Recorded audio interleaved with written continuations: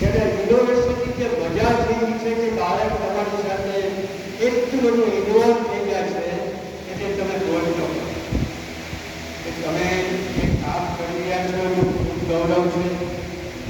આજે જેની જાતની જરૂરિયાત છે એ જ કામ તમે કરી રહ્યા છો. મેનેજમેન્ટનું એક સરસ મજાનું કામ કરતા હોય એમાં 20% ઉત્તમ કામ કરે,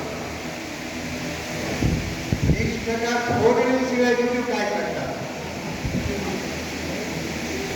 વચ્ચે વ્યાજ હતા 60%. 60% શું કરે તો કે 20% ઉત્તમ કામ કરતા હોય એનો અવાજ મોટો તો 60% એમ કરે. એટલે ખોટણી વાળાનો અવાજ તો મોટો હતો 60%. તમારો અવાજ આજે મોટો કરવા માટે વિષયાર્થી નાયક અને આ સંસ્થાએ જે કામ કર્યું છે એ મને ખૂબ મને થયું કે ચાલો ને અનુભાઈનું હોળી સન્માન કરવા તમારા આપણને તો કહ્યું કે પાછું આપણે વિદ્યાભાઈનું સન્માન કરીએ અને હિરેનભાઈનું સન્માન કરીએ. તમારા બધા અને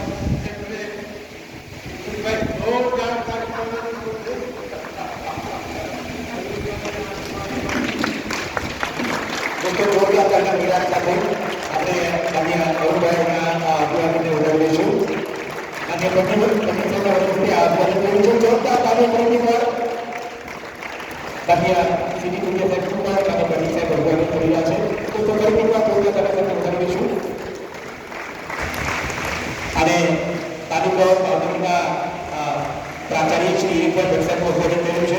પ્રાચાર્ય શ્રી અભિવાદન કર્યું છે પુસ્તક સાથે.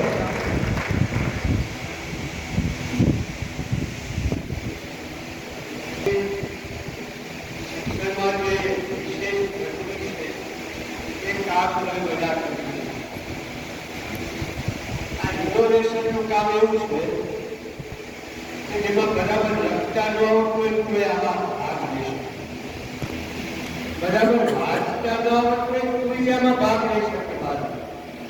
કે જેને બધું અવરું જ્ઞાન આવતું નથી એ બાળકને આમાં ઇનોવેશનમાં તમારી સાથે જોડાઈ શકે અને તમારા ઇનોવેટિવ બધા નિયમો એ બાળકને ખૂબ આવા બાળકો લગભગ 10-20% આપણે જે આપણા વર્ગખંડમાં ભણાવીએ છીએ એ યુનિવર્સિટી સુધી જતા હો તો આ બધામાં આ 10-20% બાળકો છે ને એ જ અદભુત બાળકો. આ 20% બાળકોને ડિસ્લેક્સિક કહેતા હોય, ડિસ્લેક્સિયા. એટલે 20% આપણે ઘણીવાર ખોટ કહીને એક બાજુ મૂકી દેતા હોય કે આ ભણવામાં ખોટ છે, આને કશું આવડતું નથી, આ નબળો છે. એમાં એકમ કસોટીમાં તો વિચારો નબળો કે લખવા વાંચવા ગણવામાં પૂરી પાવર જાય નથી, પણ ઇનોવેશનમાં બેસ્ટ છે આ બધા. એની તમે સ્પીચ સાંભળો છો ને આ બહુ મોટી વાત છે.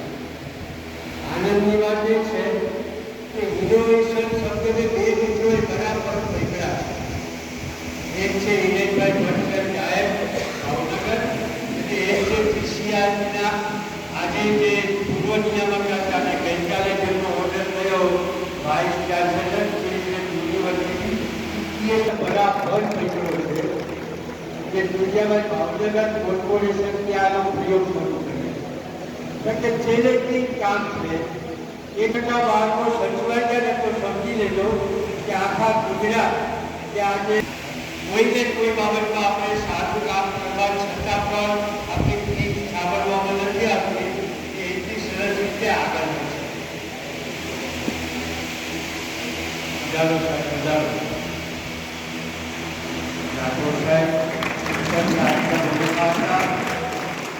આપણે જે સંશોધન છે ગુજરાત એક્સપેરિમેન્ટ પ્રોફાઇલ કેમ કરી એનો લાખો રૂપિયાનો સોફ્ટવેર આ રાઠોડ સાહેબે તૈયાર કરી આપેલો. એ પાછો આપણને બીજા મૂલ્યે વાપરવા આજે પણ રાઠોડ સાહેબ ખૂબ મોટું કામ કરી રહ્યા છે શિક્ષણમાં અને આમાં ખૂબ તો મિત્રો તમે જે ઇનોવેશનનું કામ કરી રહ્યા છો એ ડિસ્લેક્સિયાને બાળકોને ખૂબ ગમશે, ખૂબ ગમશે. તમારા છે શું ખબર છે? કુદરતે જે એનામાં સર્જન શક્તિ આપી છે, એ સર્જન શક્તિ અત્યારનું આપણું ચિરાચાનું શિક્ષણ દબાવી દે. એની વજે તમારા ઇનોવેશનને કારણે એ બાળકની સર્જન શક્તિનો એટલો બધો વિકાસ થશે કે જેની આજે શિક્ષણને કાપી. આજે જે સંસ્થામાં ભેગા થયા છે ને બેટા, ઘર પેટે મારું, ઘર પેટે મારું. કારણ કે આ સંસ્થા આખા ગુજરાત અને આખા દેશમાં ઇનોવેશનથી ભરેલી બનેલી છે.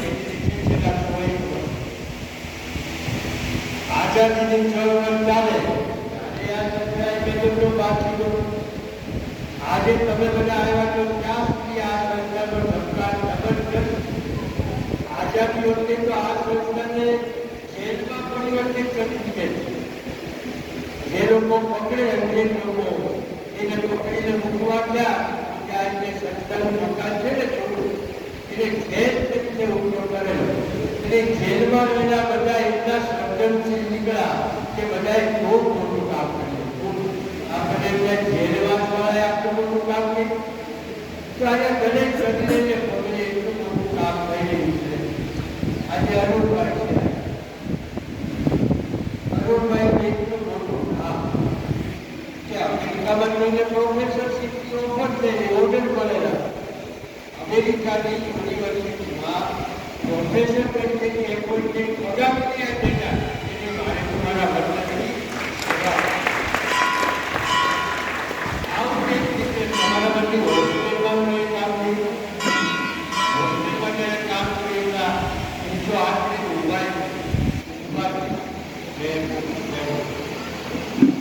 તમને કોઈને નાનાભાઈ હોય એટલા બધા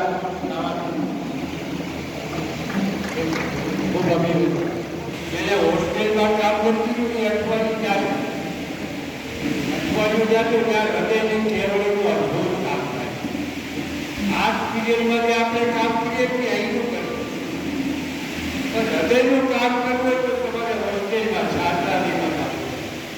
નાનાભાઈ હોય એ તો એની કોલેજના પ્રાધ્યાપક. એને એમ છે કે આ શિક્ષણમાં કાંઈ છે. એને જોયું કે શું પૂછે કે તો કે સંસ્કાર મૂલ્યનું શિક્ષણ કે છે, ચારિત્ર્ય શિક્ષણ કે છે. તો કે કરું શું? તો ત્યાં એકદમ પીરિયડોમાંથી આપી શકાતું નથી. તો આ બાળકો જો હોસ્ટેલમાં રહીને તો આ કામ કરશે. એટલે હવે પ્રોફેસર તરીકે રાજીનામું આપ્યું અને એક નાનકડો રૂમ ગયો એમને ભાવનગરની સામે એક ધર્મશાળામાં છાત્રાલય ચાલુ થઈ. તો તમે વિચાર કરો કે છાત્રાલયનું મૂલ્ય કેટલું છે. ફરી વાર કહું કે આપણી 8 પીરિયડથી અહીંનું શિક્ષણ આપે છે, પણ છાત્રાલય છે અહીંનું શિક્ષણ આપે છે, આખા જગતનું શિક્ષણ આપે. આ બધા પૂરા થાય ને ત્યારે સર્વાંગી શિક્ષણ મળે, ત્યારે 360 ડિગ્રી શિક્ષણ મળે. આ બધા 360 ડિગ્રી શિક્ષણ માટે એના મૂલ્યાંકન માટે યોગ્ય રીતે ટકોરો મારી શકીને પસંદ થાય એવા તમે બધા જો છો. આજે એકમ કસોટીને કારણે મૂલ્યાંકન બહાર કાઢો. એકમ કસોટી સામે વાંધો નતો, પણ એના ફોરમ માટે એના ડેટા પ્રોસેસ માટે કે ગમે 3 દિવસ જતા ફોરમ માટે 14 દિવસ જતો. એકમ કસોટી 360 ડિગ્રીનો નાનકડો ભાગ છે. એ ભલે છે નાનકડા ભાગ થાય તો બાકી 360 ડિગ્રી એટલે શું? એનું જો યોગ્ય તમારે ભેદમાં ભેદ કામ કરવું હોય તો અહીંયા સવાલ કરે ને કે સવાલમાં તમને શું જોવા મળે ખબર છે? કે સવાલના પૂછમાં સાવળ હોય અરુણભાઈના હાથમાં હોય, અકબરજીયાભાઈના હાથમાં સાવળ હોય. તમામ પ્રાધ્યાપક મિત્રો સાવળોને નાખી જ્ઞાતિ એક કેળવણી ચાલુ થાય તો શિક્ષકોને કેળવણી બહુ મોટો આર્થિક વધારો. 8 પીરિયડ ભણાવીએ ચોખાવીએ શિક્ષક છે, પણ એને જ્યારે અમલમાં મૂકીએ ને ત્યારે કેળવણી બને છે. આયા તમે જો કે સવારે સાવરણાથી ચાલુ થાય અને કોમ્પ્યુટર સુધી આગળ વધે. આ દુનિયાની શિક્ષણના એક પાયામાં એક બહુ સરસ મજાનું તત્વ રહેલું છે કે બહુ ગમે છે મને ખૂબ ગમે છે કે દર વર્ષે દુનિયાની શિક્ષણના નવમા ધોરણના બાળકો કોઈ એક કે બે જગ્યાએ ભેગા થાય એટલે કોઈ એક વિષય ઉપર અઠવાડિયા સુધી ઉજાડતી આપણો ભાગને પકડે. પેલા 2 વર્ષ પહેલા આ જે કામ કર્યું નવમા ધોરણના બાળકો ઉપર ખૂબ કામ કર્યું. એક કામ કર્યું અંગ્રેજી વિષય ઉપર. અંગ્રેજી વિષય ઉપર 8-10 દિવસ બાળકો જે ભણ્યા શીખા 8-9 સુધી બોલતા થઈ ગયા. ઘરમાંથી ક્યાં જરૂર છે એટલી બધી મીડિયમ ઇંગ્લિશ બોલવાનું. 8 દિવસમાં તો બાળક અંગ્રેજીમાં બોલતો થઈ જાય છે. અમારે દેશના જંગલમાં તો બોલતો ચાલે છે, અંગ્રેજીમાં બાળકો બોલે છે. તો એટલે અહીંની આ દુનિયાની શિક્ષણ એક અદ્ભુત તાકાત છે. નવમા ધોરણમાં એક નવો પ્રયોગ કર્યો કે આર્ટિફિશિયલ ઇન્ટેલિજન્સ ઉપર નવમા ધોરણના બાળકો 8-10 વર્ષ કામ કર્યું.